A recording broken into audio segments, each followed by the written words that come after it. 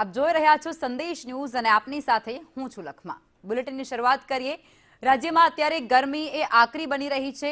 2 દિવસ આકરી ગરમી રહેશે તેવી પણ હવામાન વિભાગ તરફથી આગાહી વ્યક્ત કરવામાં આવી છે। એટલે કે હજુ 2 દિવસ ગરમીના પ્રમાણમાં વધારો થવાનો છે।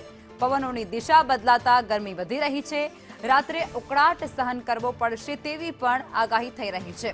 ભુજમાં સૌથી વધુ 39 ડિગ્રી, અમદાવાદ અને વડોદરામાં 38 ડિગ્રી તાપમાન રહ્યું છે, તો અમરેલી અને સુરેન્દ્રનગરમાં 38 ડિગ્રી તાપમાન નોંધાયું છે।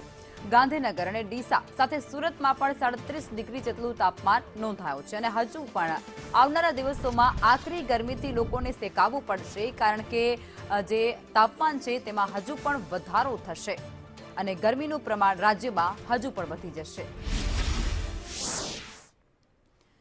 તો ગરમીને લઈ અને એલર્ટ પણ આપવામાં આવી રહ્યું છે। સુરેન્દ્રનગરમાં 38 ડિગ્રી, તો અમરેલીમાં 38 અને ગાંધીનગર સાથે ડીસામાં 37 ડિગ્રી જેટલું તાપમાન નોંધાયું છે અને હજુ પણ આ તાપમાનમાં વધારો થઈ શકે છે। ભુજમાં 39 જે સૌથી વધારે તાપમાન રાજ્યમાં નોંધાયું છે।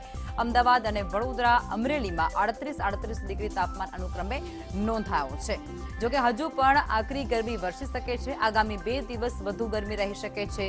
આ સાથે જ સુરેન્દ્રનગરમાં 38 ડિગ્રી, અમરેલી, ગાંધીનગર અને ડીસામાં 37 ડિગ્રી, તો અમરેલીમાં 38 ડિગ્રી તાપમાન નોંધાયું છે।